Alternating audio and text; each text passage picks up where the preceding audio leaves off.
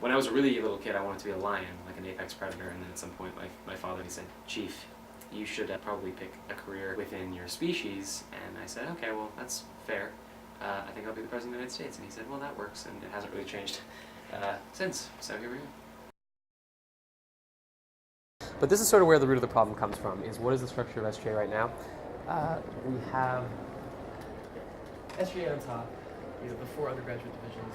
At Emory, because of the fact that the student government is given exclusive control over the student activities fee, we actually have the ability in terms of resources and scope to affect change. And so it was an organization that was worth being a part of because it was the most direct way to affect long-term change on behalf of the entire student body and do it while working with the administration. So I considered running for freshman legislator at the beginning of my freshman year, but my philosophy on representation is that you should know what you're representing before you run, and at the time I didn't think that was true because I'd only been here for about a month.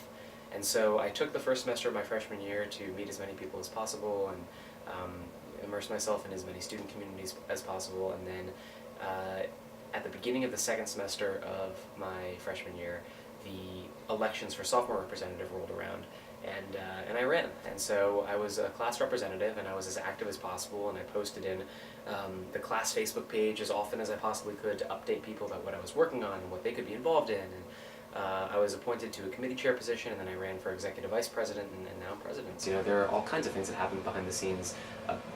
Things having to do with the degree to which our Disability Services Office service students, the way that the university responds to sexual violence, the degree to which the university is prepared in terms of infrastructure to handle issues of campus safety, and these are issues that I've been working on for a really long time. So it's kind of cool to get to participate in those things.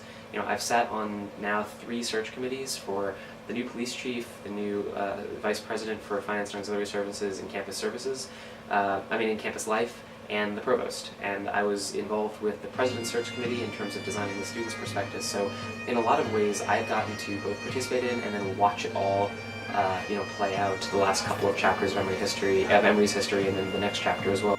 Good morning. Good morning.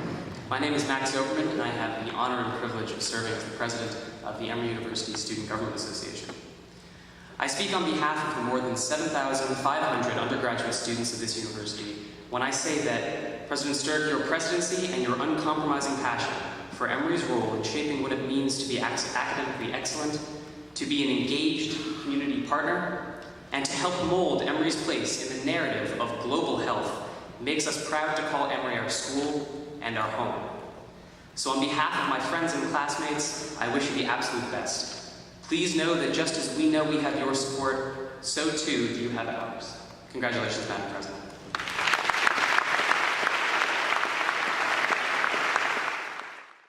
In terms of making SGA more accessible, I think that we're still in the process of trying to make that happen. You know, we audited student government from the top down, and so now we have all this financial information that's available to students.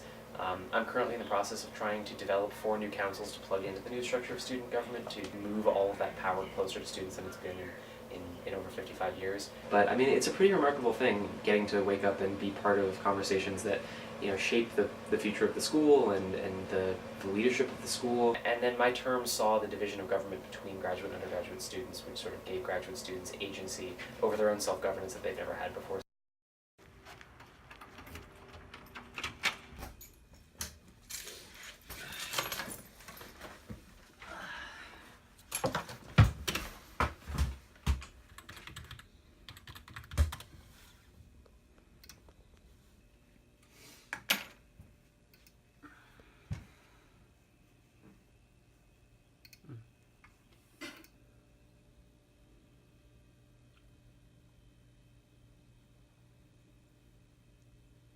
Shannon, the Emory Whale wrote an editorial called SGA Acts First, Thinks Second about the split.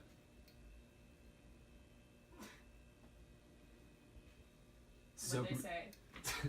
Zoberman promised the split would improve student government. Dramatic pause. It hasn't. Hanging preposition at the end of the 3rd paragraph and all. Honestly, my problem with it isn't even that it was written, it was just... It's so seriously misrepresents the state of SGA right now. And I feel like that doesn't do anyone any favors. No matter how much gets done, you will never feel like you've done enough. I think the two greatest learning experiences in leadership that came out of this year are that dreams require both compromise and time. And so it is an exercise in patience to be in a leadership position like that. And I think that I'm going to take both of those lessons with me wherever it is that I go next.